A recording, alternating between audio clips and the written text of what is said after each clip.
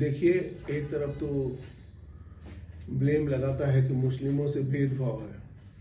जिसके साथ भेदभाव होता है उसकी संख्या घटती है, न कि बढ़ती है। हिटलर ने जो अत्याचार किया यहूदियों पर, तो यहूदी जो है 50% घट के हो गया। भारत में जो है सो जब इंडिपेंडेंस था ब्रिटिश से, तो उस समय 6% के आसपास था, 5.5-6% के आसपास था। आज जो है सो जो 2011 का जो पॉपुलेशन काउंट है उसके हिसाब से जो है सो 15%-14% है।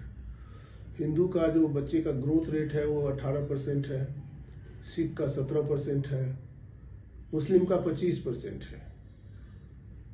उसका सोशियो इकोनॉमिक कारण नहीं है, उसका कारण है जनसंख्या वृद्धि का जानबूझ के कोशिश। मैक्सिमम कोशिश करो। लव जिहाद, या उसको कोर्ट ने भी इंडोर्स कर दिया है। लव जिहाद पर कोर्ट के फैसले में स्पेशल चैप्टर आया है 60 पेज का। तो उस तरह से उसकी लड़कियों को बुलाओ, अपना बच्चा पैदा करो, उसका नाम रखो, फिर जो है सो अपने घर में बच्चा पैदा करो। पॉपुलेशन लॉ को, एडल्टहुड लॉ को नहीं मानो और बच्चियों की शादी 16 साल में 15 साल में कर दो। वो बंद नहीं कर रहे हैं, वो लोग वैसे ही करते हैं।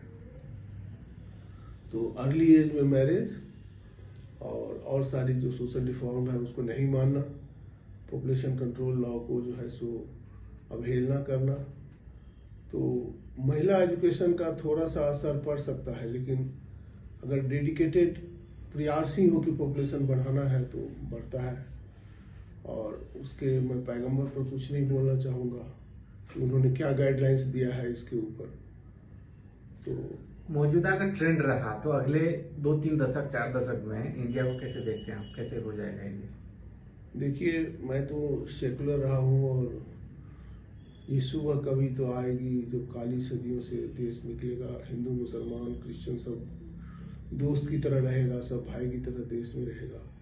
लेकिन अगर एक भाई चाहता है कि उसकी संख्या बढ़े और बाकी को डोमिनेट कर ले, मुझे लगता है कि जब पाकिस्तान बना था तो उसकी जनसंख्या जो थी वो 2.5 करोड़ थी और वो 10 टाइम्स बढ़ा है अभी, 9 to 10 टाइम्स। ये जो डाउन में अखबार है पाकिस्तान से निकलता है उसका बता रहा हूँ, मैं पढ़ा हुआ, उसकी कटिंग भी होगी मेरे पास। तो वो 10 टाइम्स बढ़ा। और भारत का जो पॉपुलेशन है वो 4 गुना बढ़ा, 4.5 गुना। पाकिस्तान का 10 टाइम्स बढ़ा।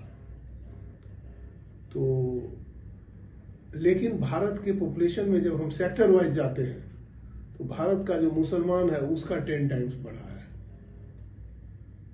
और हिंदुओं का जो है सो 3 गुना बढ़ा है, 4 गुना। तो हिंदू के साथ जो उनका एवरेज बन गया, इसीलिए हम लोगों को 4-4.5% लगता है। अब गवर्नमेंट को क्या कुछ पॉलिसीज 70 साल में देखिए ज्योमेट्रिकल प्रोग्रेशन में होता है ये सब। पहले हम टोटल पॉपुलेशन के जो है सो 6% थे, अब जो है 12% हुआ, हो सकता है अभी 16-17 हो गया हो, 18 हो गया हो।